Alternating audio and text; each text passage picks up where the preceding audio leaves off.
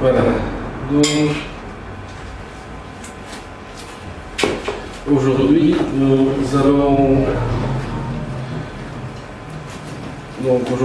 continuer sur notre lecture de l'Épître de Jean et nous allons voir le troisième épître de l'Évangile de Jean.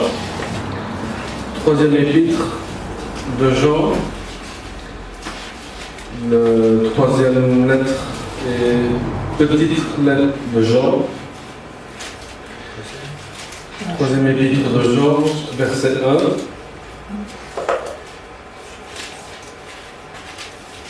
Qui nous parle aujourd'hui de les enfants de Dieu qui vivent l'Évangile.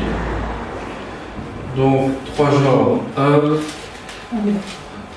3 Jean verset 1 qui dit: de la part de l'ancien bien-aimé Gaius, que j'aime dans la vérité, bien-aimé, je souhaite que tu prospères à ton point de vue et sois en bonne santé à l'image de ton âme. J'ai en effet éprouvé une très grande joie lorsque les frères sont arrivés et ont rendu témoignage de ta sincérité, de la manière dont tu marches dans la vérité. Je n'ai pas de plus grande joie que d'apprendre que mes enfants marchent dans la vérité. Bien-aimé, tu agis avec fidélité dans ce que tu fais pour les frères, notamment pour des frères étrangers. Ils ont rendu témoignage de ton amour devant l'Église. Tu ferais bien de les aider d'une manière digne de Dieu dans leur voyage. Car c'est pour le nom de Jésus-Christ qu'ils sont partis sans rien recevoir des non-croyants.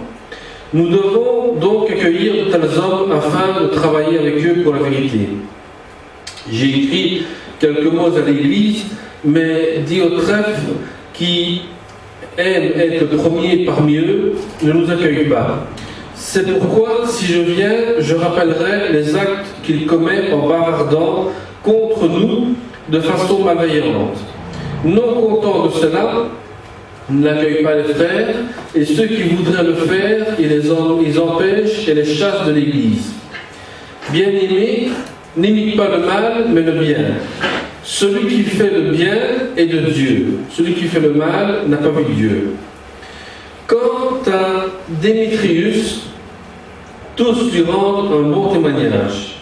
Et la vérité elle-même témoigne pour lui. Nous aussi, nous lui rendons témoignage, et tu sais que notre témoignage est vrai. J'aurais beaucoup de choses à t'écrire, mais je ne veux pas le faire avec l'encre et la plume. J'espère te voir très bientôt et nous parlerons de vive voix. Que la paix soit avec toi. Les amis te saluent. Salue aussi les amis, chacun en particulier. Dans la dernière épître de Jean, on donne un aperçu de la vie de l'Église appelée primitive. On voit 2 à 3 personnes dont le témoignage est bon et dont l'autre, un témoignage est rendu mauvais. Que veut dire ces témoignages?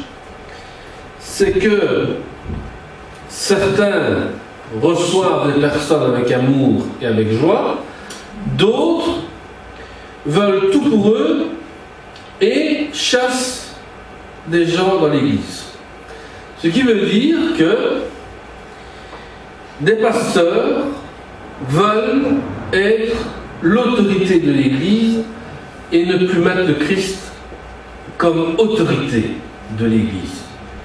Ceux qui mettent l'autorité eux-mêmes dans l'Église sont ceux qui vous mettront dehors parce qu'ils ne supportent pas votre façon de vivre, votre façon de penser, votre façon de faire, parce que vous ne faites pas selon ce que eux veulent que vous fassiez.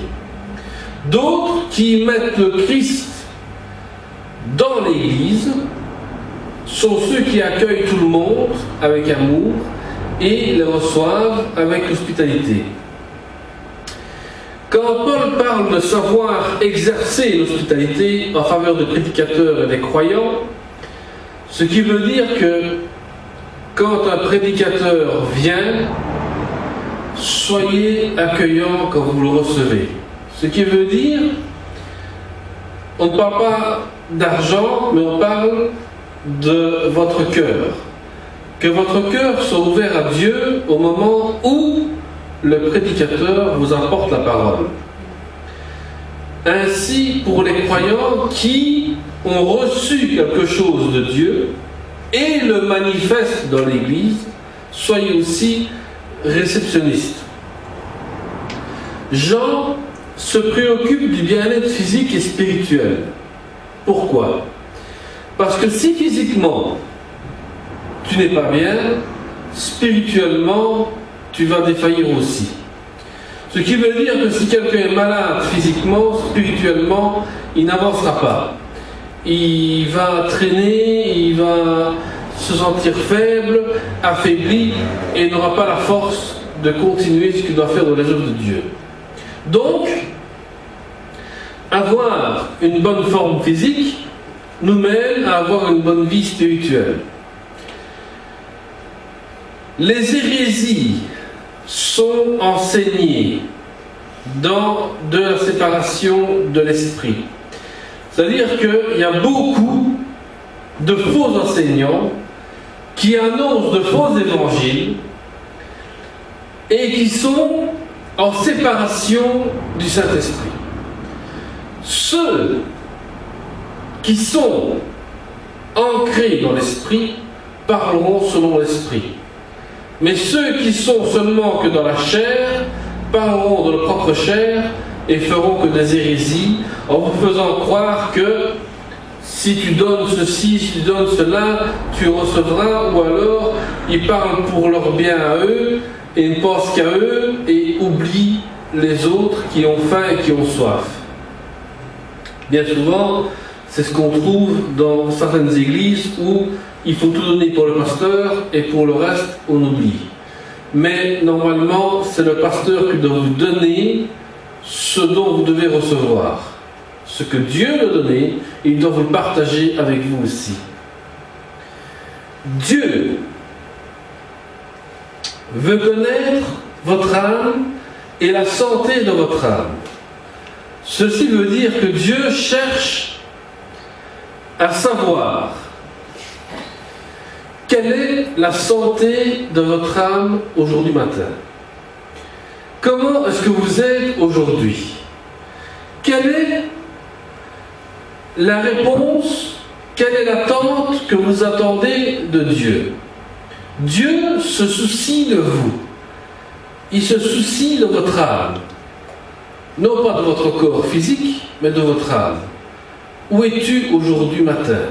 Est-ce que ta tête est à mettre le poulet dans le four pour manger à midi, ou bien est-ce que ta tête, est-ce qu'elle est dans la parole de Dieu à chercher qu'est-ce que Dieu veut me dire aujourd'hui? Ça, c'est le souci de Dieu chaque jour dans votre âme. Parce qu'on néglige notre corps et cela fait de nous des faibles devant Dieu. Ce qui veut dire que négliger notre corps spirituel fait de nous des faibles devant Dieu. Qu'est-ce que cela veut dire? Comme on l'a lu dans Matthieu tout à l'heure, c'est que l'esprit est bien disposé, mais le corps est affaibli. C'est-à-dire que votre esprit est là et vous dites, oui, je dois prier, il faut que je prie, il faut que je demande à Dieu quelque chose, ceci, cela, et pour finir, vous ne le faites pas. Pourquoi? Parce que le corps est fatigué. Parce que comme les apôtres ont tellement bien mangé qu'ils se sont endormis. Et pourtant, Jésus leur donnait la force de prier. Mais ils n'ont pas fait. Et faites attention, bien-aimés, de ne pas tomber dans ce piège-là. Que quand vous devez prier, que vous soyez fatigué ou non, faites quand même votre prière qui est importante, la communion avec vous et Dieu. Parce que le moment où tu risques d'aller dormir, tu risques de ne pas te réveiller le lendemain matin, et quand la mort a frappé à ta porte, tu ne pourras pas dire, attends 2 secondes, je prie. c'est trop tard. 1 Corinthiens 4,15 nous dit: car quand vous aurez 10 000 maîtres en Christ, vous n'avez cependant pas plusieurs pères, puisque c'est moi qui vous ai engendré en Jésus-Christ par l'Évangile. Ce que Paul veut dire, tu peux avoir 10 000 enseignants qui peuvent t'apporter la parole de Christ. Mais cependant, tu n'as pas plusieurs pères. Tu n'as qu'un Père, c'est le Père Céleste, c'est Jésus-Christ. Et nous sommes engendrés par Jésus-Christ. Paul dit, je vous ai engendré en Jésus-Christ.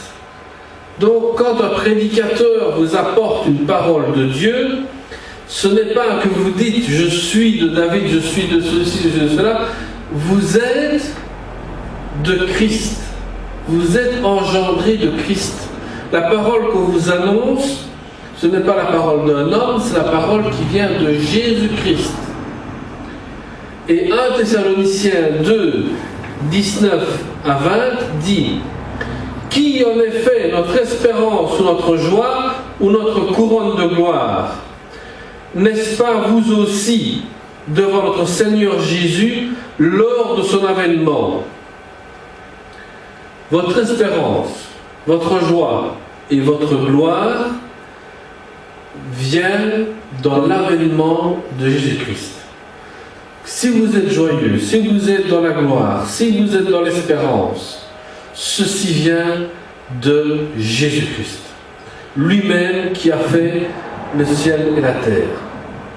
Dans les derniers jours, les églises vont prophétiser, évangéliser, enseigner, offrir la nourriture, accueillir les pauvres au passage, montrer une concentration de l'amour de Dieu, et beaucoup se posent la question: est-ce qu'on se soucie d'eux?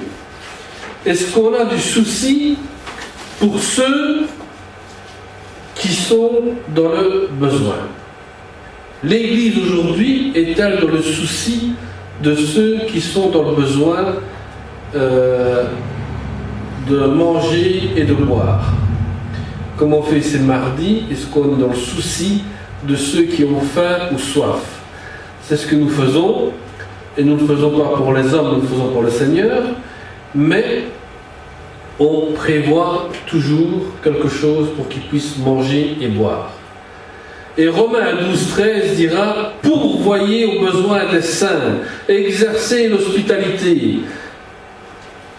Pourvoyez aux besoins des saints, ce n'est pas la petite statue que tu as à la maison, que tu dois pourvoir pour lui donner à manger parce qu'elle ne mangera pas, mais les saints, ce sont ceux qui sont, évidemment, qui ont accepté Jésus-Christ et en même temps sont sanctifiés. Ce qui veut dire, ceux qui ont accepté Jésus-Christ sont des saints. Nous sommes des saints. Jusqu'à notre mort, nous sommes saints. Galates 6,10 dit: ainsi donc, pendant que nous avons l'occasion, pratiquons le bien envers tous, et surtout envers les frères à la foi.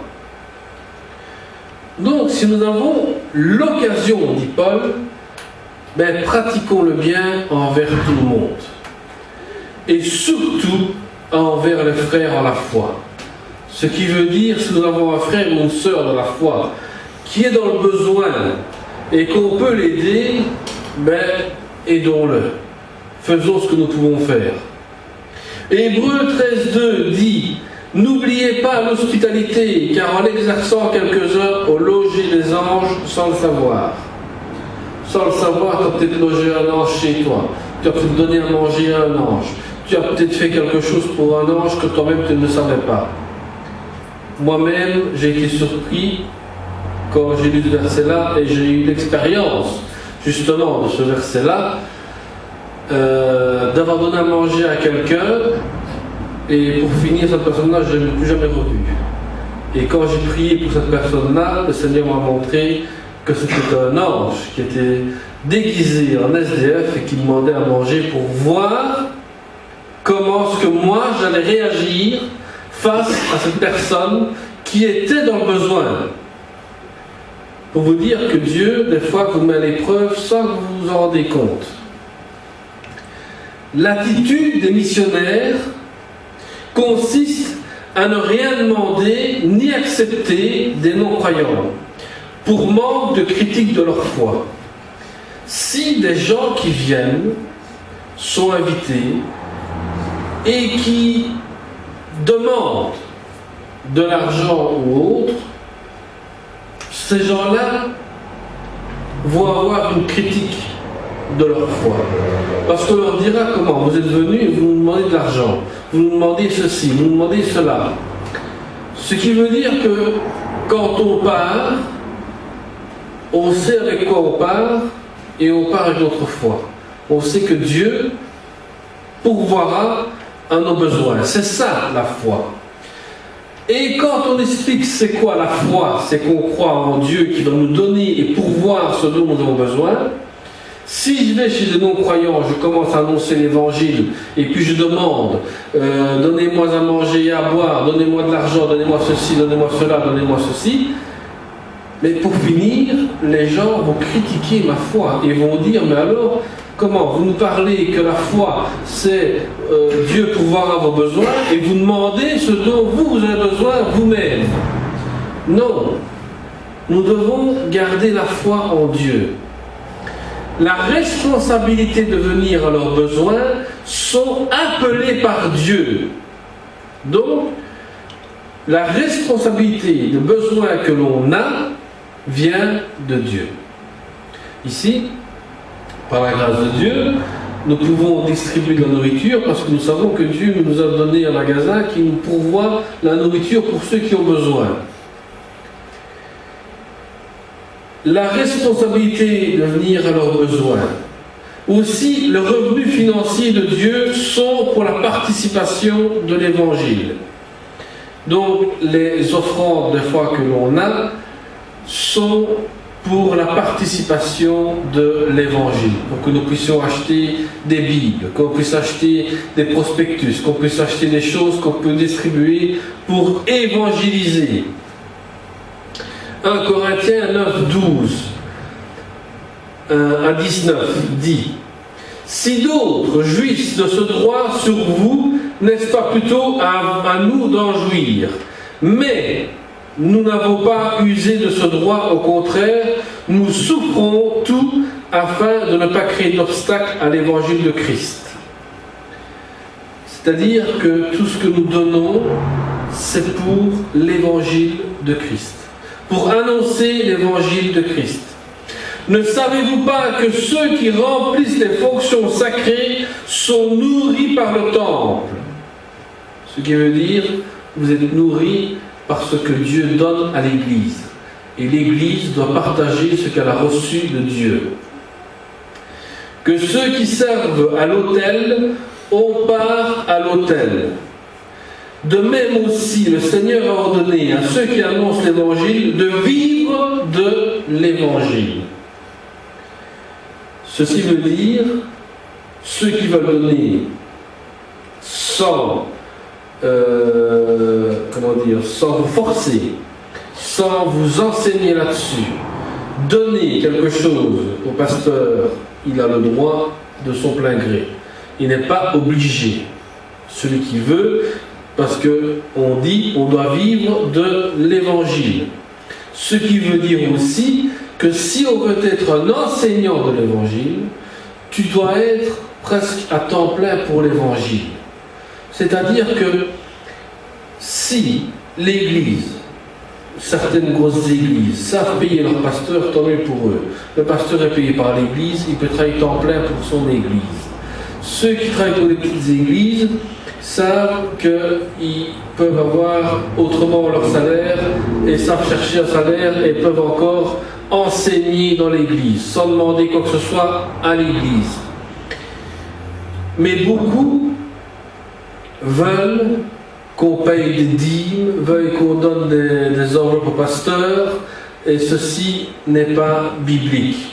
La dîme, c'est quand des gens de l'Église veulent se donner bénévolement à faire quelque chose dans l'Église, et c'est leur dîme qui donne. L'offrande est autre chose. Ça sert pour, comme j'expliquais, pour l'évangélisation. Et le reste n'est pas dans la Bible. Parce que même les grands prêtres qui étaient à temps plein dans le temple, les gens leur apportaient du pain et de la nourriture et ils mangeaient avec ce qu'ils avaient. Ils vivaient de l'évangile comme ça. L'apôtre Paul vivait de l'évangile, pourtant il travaillait. Et puis un jour, il a dû, on va voir un jour cette étude-là, il a dû arrêter son travail pour vivre de l'évangile, mais les églises participaient pour qu'il puisse voyager et annoncer l'évangile. Mais après, l'argent qu'il avait ne servait que pour son voyage.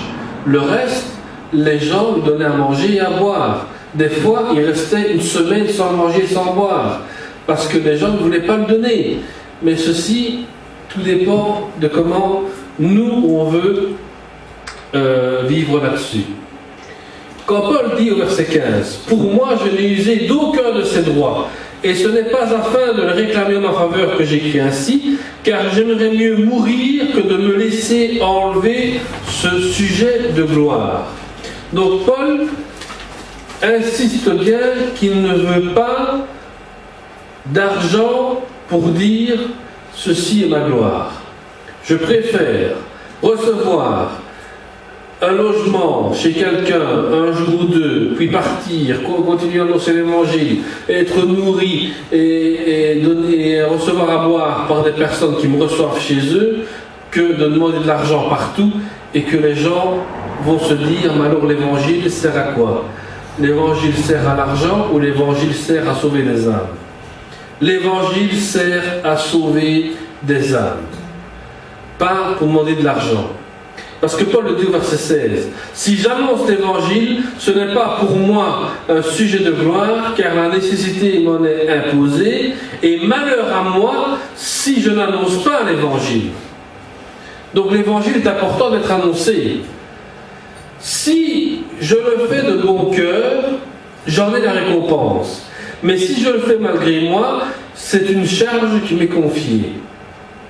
Donc, ce qui veut dire que annoncer l'évangile, si on le fait de bon cœur, nous avons une bonne récompense. Et la bonne récompense, c'est qu'on a des âmes qui viennent à Christ. Ça, c'est le meilleur salaire qu'un pasteur peut avoir. Et il dit, verset 18, il dit, quelle est donc ma récompense? C'est d'offrir gratuitement l'évangile que j'annonce, sans user de mon droit de prédicateur de l'évangile, car bien que je sois libre à l'égard de tous, je me suis rendu le serviteur de tous, afin de gagner le plus grand nombre. Donc Paul a annoncé l'évangile gratuitement. Dans ses voyages missionnaires, Paul, le peu d'argent qu'il avait, prenait un bateau pour voyager ailleurs. Et puis, quand il devait aller continuer dans d'autres villes, il n'avait plus d'argent. Qu'est-ce qu'il a fait? Il a continué à pied. Il a marché. Et puis, quand une église donnait un peu d'argent, il a pu prendre un autre bateau pour aller dans une autre ville.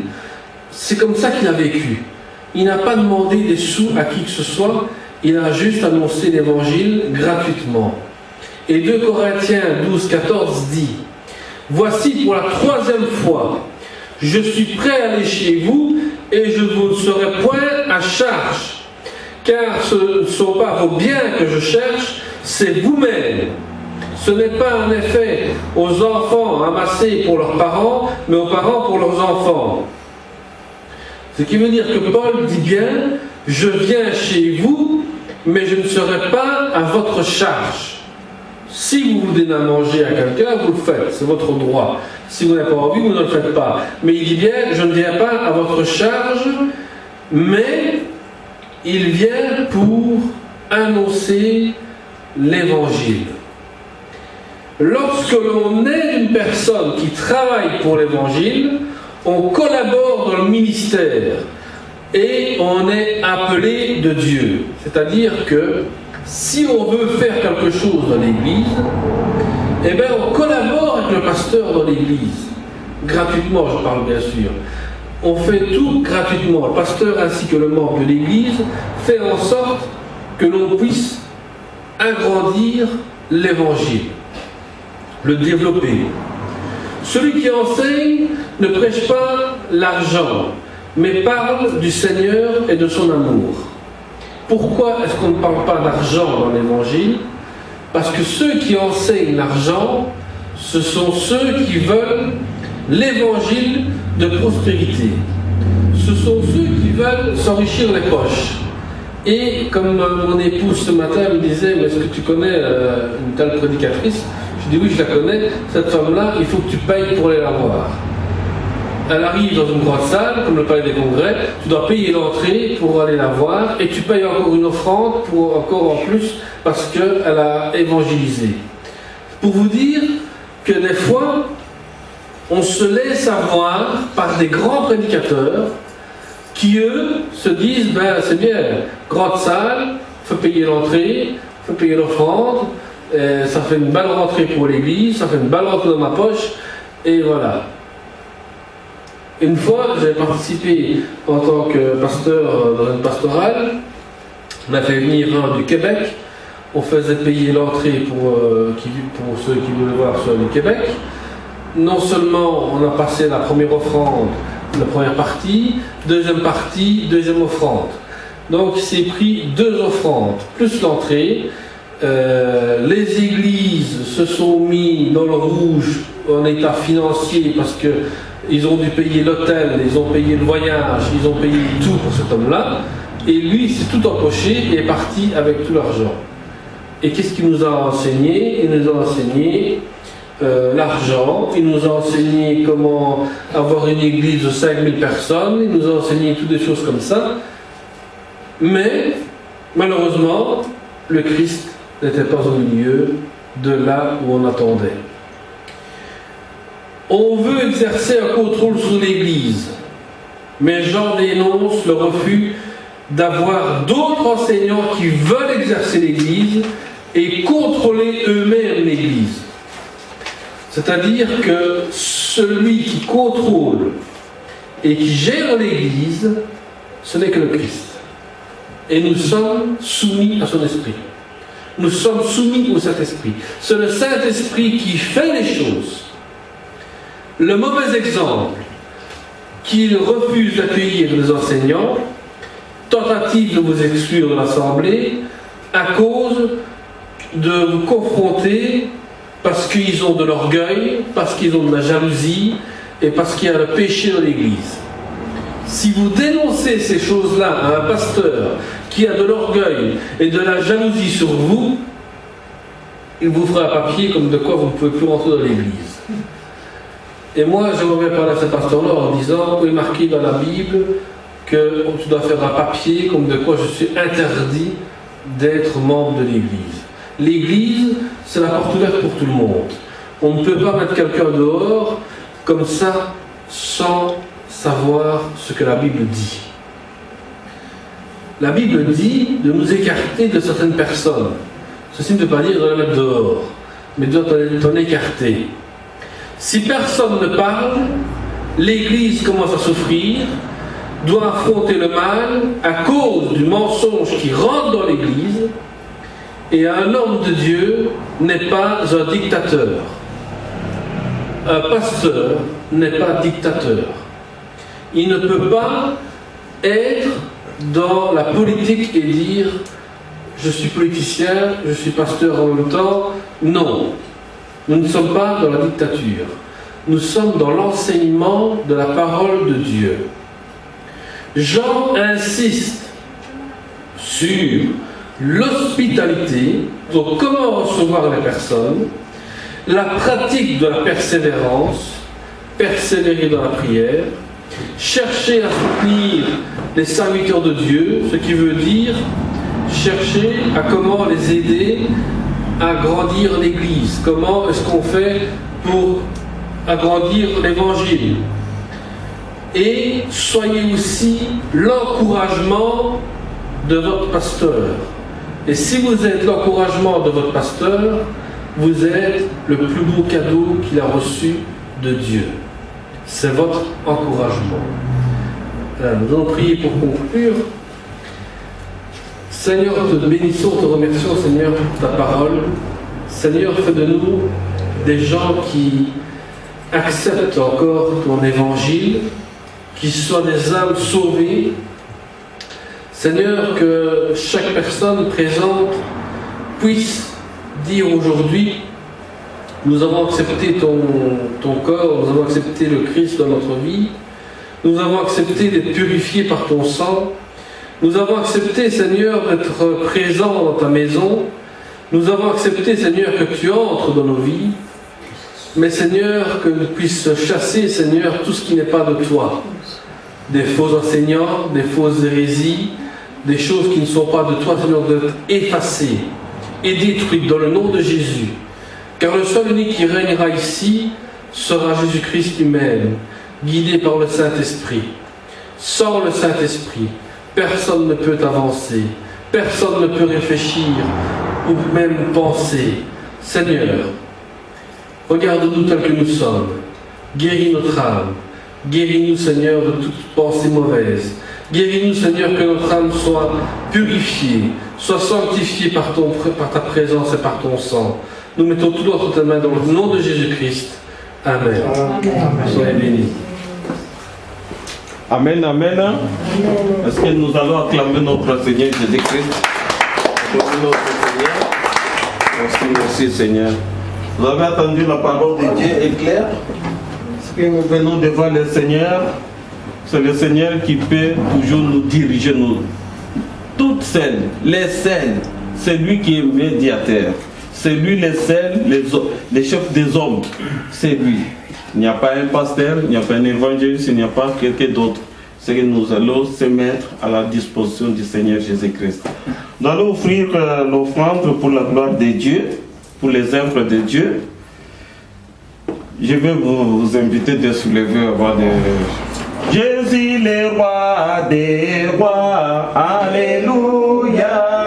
Jésus le roi des rois, le Seigneur des seigneurs. Jésus le tout-puissant, alléluia. Jésus le roi des rois, le Seigneur des seigneurs. Jésus notre berger, alléluia. Jésus le roi des rois, le Seigneur des seigneurs. Oh Jésus le tout-puissant, alléluia. Jésus le roi des rois, le Seigneur des seigneurs. Oh Jésus notre papa, alléluia. Jésus le roi des rois, le Seigneur des seigneurs. Oh Jésus notre berger, alléluia. Jésus le roi des rois, le Seigneur des seigneurs. Alléluia. Amen, amen. Est-ce que nous allons encore clamer le Seigneur si nous le aimons? Si nous aimons notre Seigneur, nous allons acclamer. Nous allons dire merci Seigneur Jésus-Christ. Je vais inviter le frère Salvador qui va prier pour l'offrande et de ce que nous allons partager.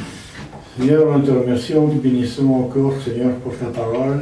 Qui nous contre moi, ça m'a fait du bien, mais je suis certain que chacun de nous, ça nous a fait du bien, parce que lorsque tu parles à ton peuple, tu parles à ton Église, c'est ton Saint-Esprit qui te parle pour notre bien. Nous te remercions pour cela, Seigneur. Nous mettons encore cette offrande entre tes mains, Seigneur. Nous te remercions parce que ce que nous avons donné, c'est toi qui nous les as donné d'abord, Seigneur.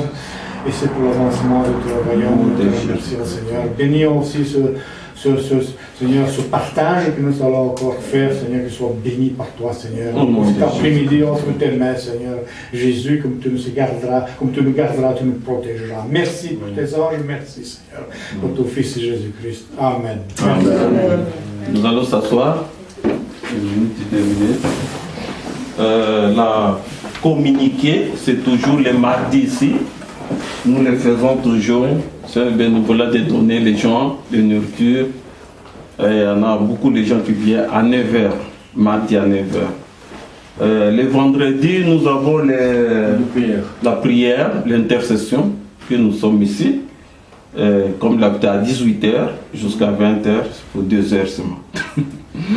Et Et le dimanche, nous sommes là, comme ça commence à 10h, et nous terminons à midi. Mais même pas midi.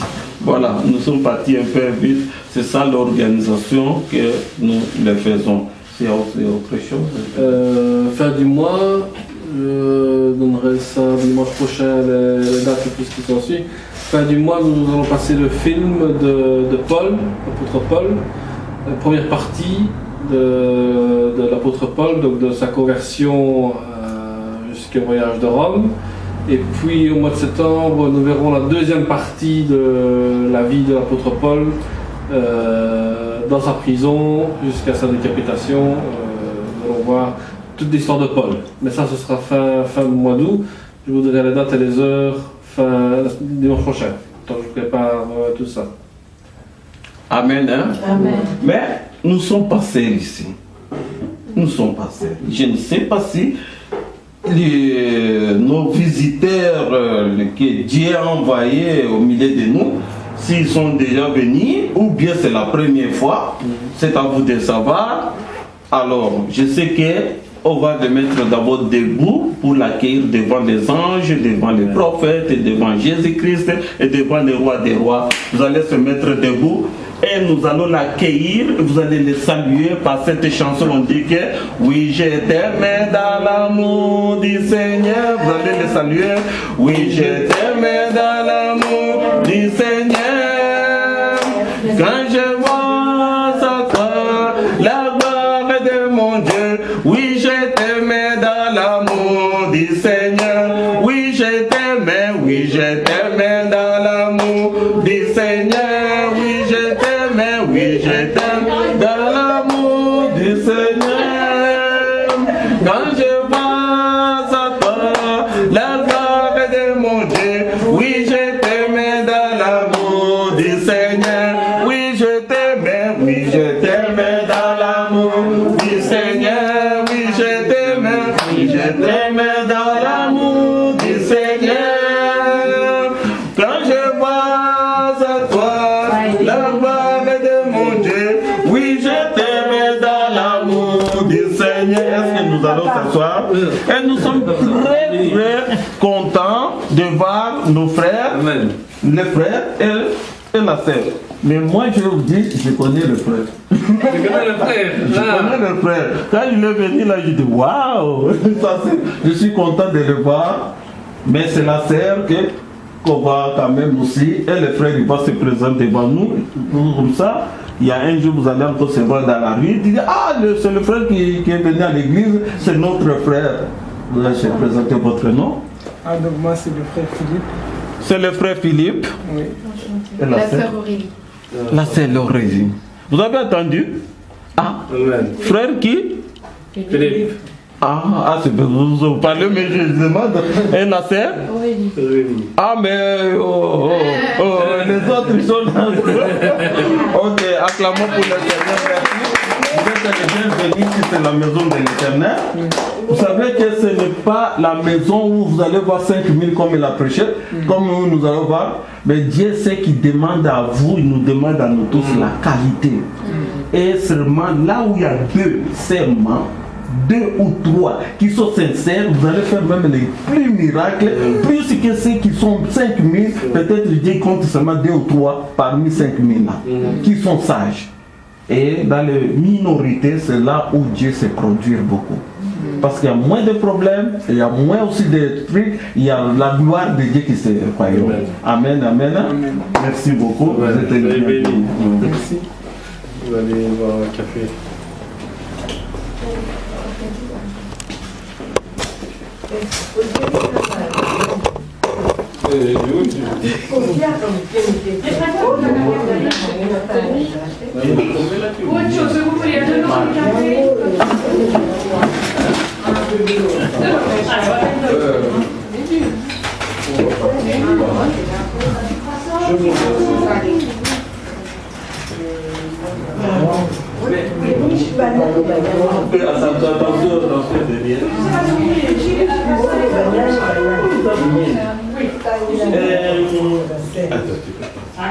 Parce que le maman il n'arrive pas. Là, j'avais écrit petit.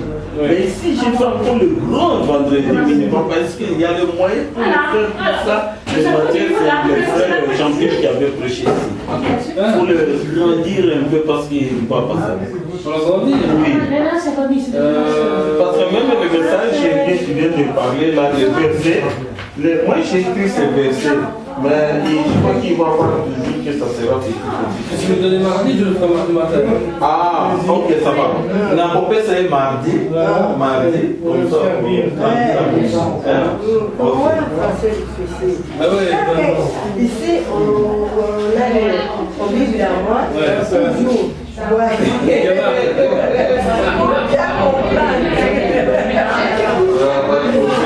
Bon, c'est ça. Non, moi, d'aller là. Non, on fait ça. Ok, mardi.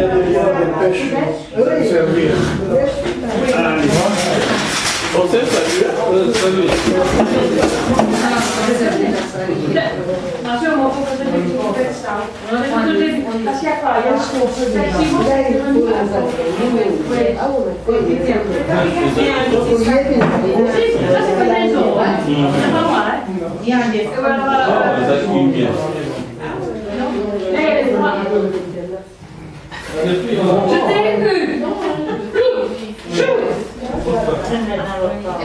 Tu vois, le frère, ben, je passais inaperçu, ben, trop tard.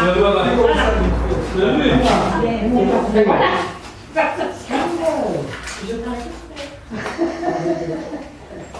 Allez, serre-toi. Appuie-toi Nathalie. On va prendre du café?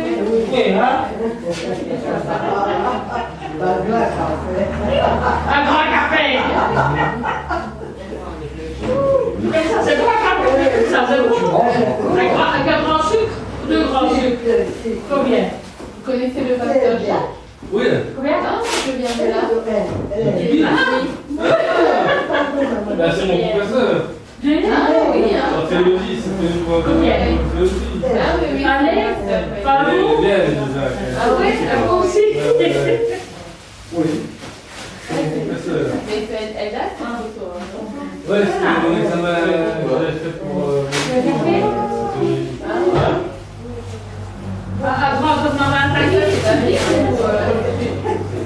Non, ça c'est une moyenne académique. Ah,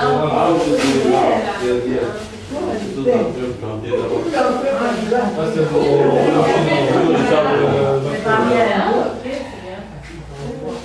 Daniel, il y a des pêches. Mais il va prendre la voix. Il va bientôt prendre sa même à l'église aussi. Il traîne un peu, mais bon. Il n'a pas envie. Il n'a pas envie, il va être À normal. l'église, il a déjà commencé. Il a juste arrêté sa prière. Un jeune qui a fait la chouette. Voilà. On va avoir des temps faits.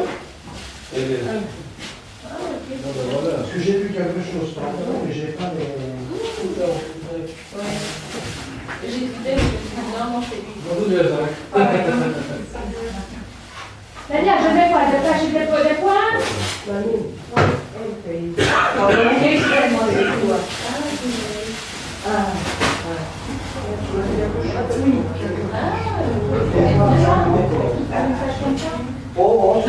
Je peux, non? Et tu m'as mis ça.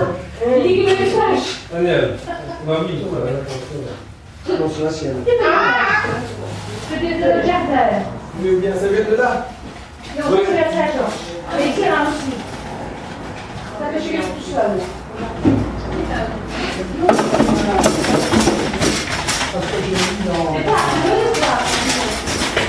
la blanche. Dieu devant tous les dieux. Oui. Ah, vous avez déménagé ça? Ouais. Oui, c'est pour toi. Je mets. Oui, à chaque fois. À chaque fois, C'est pas la même chose. c'est à qui ça? C'est à toi? Non, t'as pas compris, toi. C'est à toi, je sais pas. Je sais pas. C'est pas toi, lui.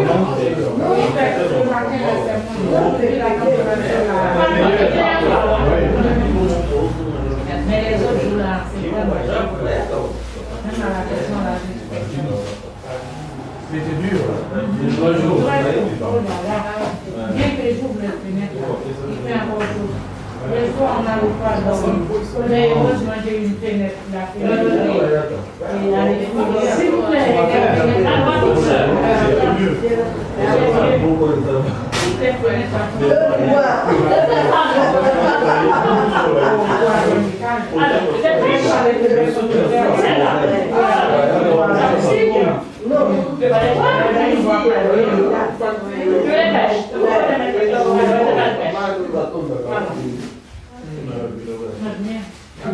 Ah, vous connaissez ce truc-là.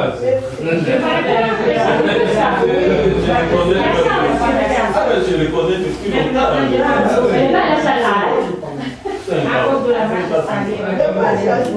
Ah, ouais.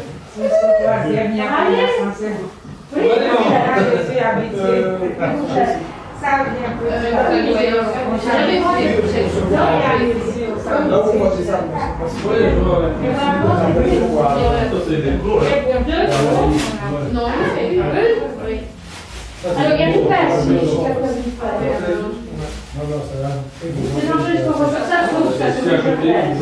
mais ici, ça marche jusqu'au reçoit. Voilà. Regardez si vous voulez. Il y a des petites niches, il y a une terre. Oh, et puis, ouais, je suis né, moi, je suis. Ah oui, quand même, c'est 80 ans. Je vais te donner un petit frigo pour ta fille, toi. De chaque frigo. Mon abonnement. Abonnement de mon directeur. Optimiste, là, je vais à mon. C'est ça, mon montant de l'étude. Ils ont dit, mais moi, c'est vrai. Mais on va suivre la réalité après, c'est dans les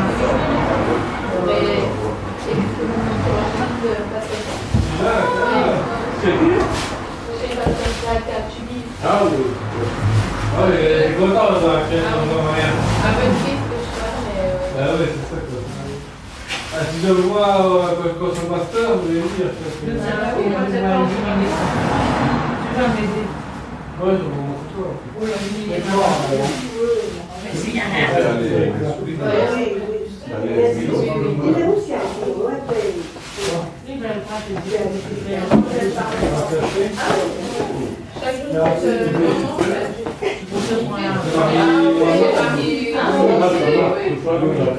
Ça t'intéresse quelqu'un avec ta citron? Allez,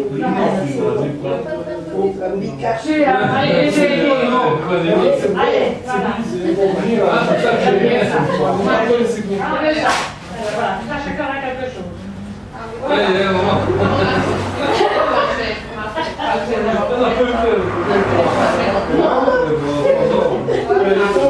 Parce que vous avez déménagé. Elle a déménagé pour les ici. Ouais, quand tu es marié, elle a déménagé ici. Non, ça va faire.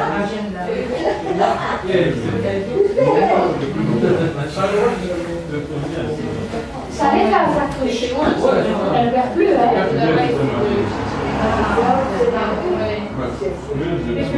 Ça s'achète. Non, non, non, non. Si, elle est là. On va partager. Je peux les ajouter, c'est bien, ça fait pas. Quand on a mis la sauce. Il y a un sac à ça va.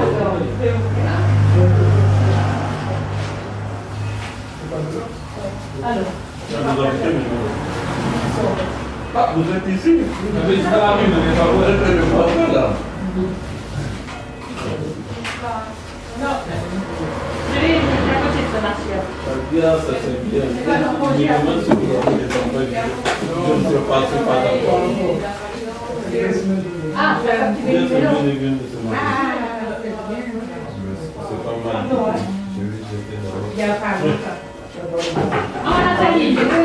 Voilà. Ça va pas pour ça. Elle se promène partout avec sa courgette. Ça va? On va regarder ça.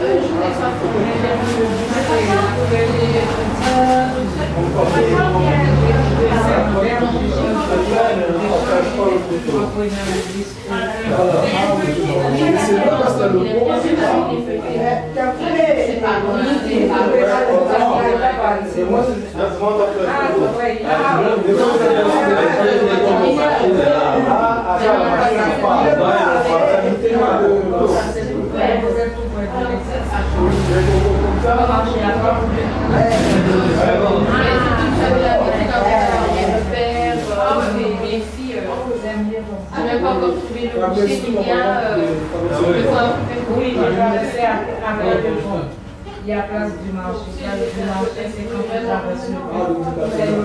Et même lui, il a l'habitude juste de faire les mêmes trajets. La cette fois, beaucoup et ça, non, j'ai l'accès au marché. C'est bien, mais quoi. On n'a pas l'accès au marché. Ça peut être marché. On n'a pas de marché. Nous, on se dit parce qu'on n'a pas de